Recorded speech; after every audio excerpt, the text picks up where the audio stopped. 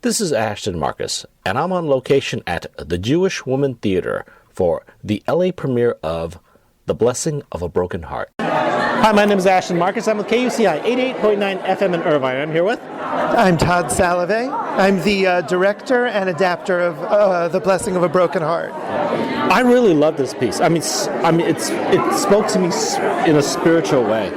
Thank you very much. I think what's interesting about it is that it speaks to people across cultures. And what it tells us is that even though we have pain, the pain is there for us to grow from it. And I also feel that when we do it in the theater audience becomes like a community for the piece. And we all experience the joys and the laughter and the pain and then the growth and inspiration together. So it's a beautiful thing for me to sit in the audience and see it performed. Some people say art is healing, and no one knows why it heals. And this is a bit of tragedy, a bit of a pain. What are your comments on that?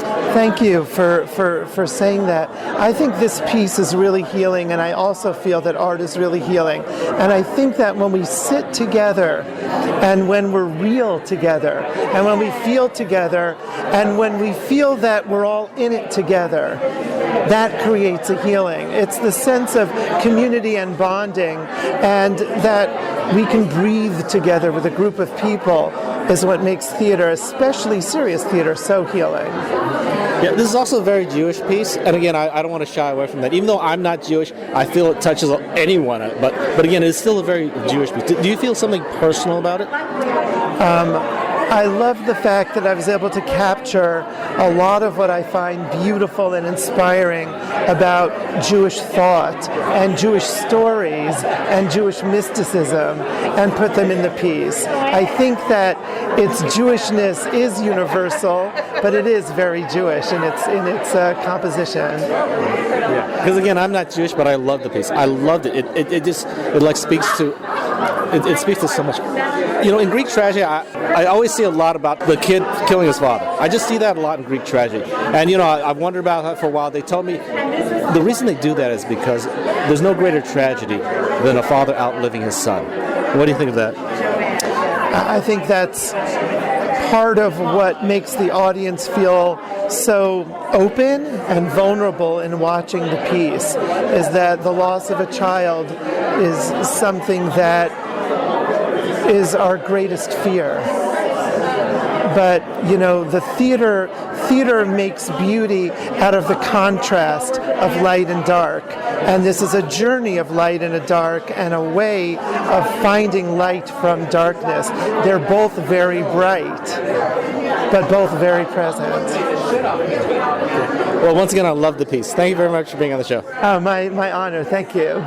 Hi, my name is Ashton Marcus. I'm with KUCI 88.9 FM in Irvine, and I'm here with... Hi, I'm Lisa Robin. I've been an actress my entire adult life. I started doing musicals. I do some television and film as well, and some commercials. But theater is my passion. I played Sherry. There's only one character. Well, actually, I play about 20 characters in this particular piece. The main character is Sherry. She's the star of the show. Sherry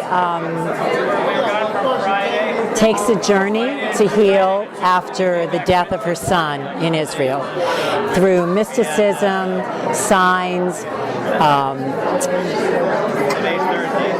a search for her own spirituality, and heals through community, ritual.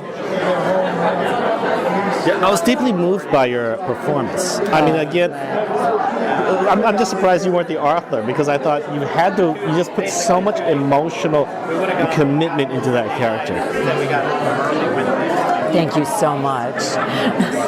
It's my joy to be able to share the work and give it. I believe that people are very alone when it comes to surviving a very big, deep thing that happens to them. So when we do work like this, it touches the community. It allows them to heal themselves, hopefully. So how did you do it? Because it's like, there was something about you that's so powerful. It's like you wrote this story. It's like you were experiencing this. Was it just you're a very good storyteller, a great actress, or what is it? It's a lot of different things. There's a whole bunch of different techniques that I use. The main thing is getting very, very, very familiar with Sherry's story. Then I'm an actor studio actress, so I of course relate it to my own life, and I have some big things that have happened in my life, one in particular, so I drew a lot on that. I did a lot of reading and research about Israel, about the rituals contained within the play. Todd, my director, is very highly, he knows all about Judaism, so I got to learn a lot about it from him as well. So there's a lot of different ways that I enter the material. And then at the end, it's finally just trying to connect with you guys and trying to share the story with you. We definitely connected. It was almost like almost like you were a rabbi speaking to delivering a message. That's so wonderful. There are so many lines in the play that I agree with, and I struggle with my relationship with a higher power. So it's a joy for me to do this material, and it's so deep and mystical for me that I really appreciate the opportunity to go swim in deep waters. Well, I love theater, but it touched me spiritually also. I mean, I felt a little bit something that wasn't just, entertainment. I'm so glad. Thank you so much. Thank you very much for being on the show. Thank you. Hi, my name is Ashton Marcus. I'm with KUCI 88.9 FM in Irvine, and I'm here with Rhonda Spinelli. I'm the artistic director of Jewish Women's Theater in the Braid. Great. Okay, could you tell me a little bit about the Jewish Women Theater? Sure. We're a company that's focused on giving voice to Jewish women and Jewish men and debunking the myths that are around in society. So why did you guys decide to do this piece? The Blessing of a Broken Heart is a piece that came to my attention about 5-6 years ago. When I read it, I was so moved that I really felt that our subscribers would respond to the journey. And then when we opened the Braid about 14 months ago, I had an opportunity to bring it and fully flesh it out and work with Todd Salovey, who was the adapter and the director, and with Lisa Robbins, who was the original actress, who also acts for Jewish Women's Theater for the last 7 years. So it was a nice little marriage, and I just felt that a play of this depth and this beauty in terms of the language and the message of inspiration and moving ahead when tragedy happens was something that was universal and that all people should experience and see.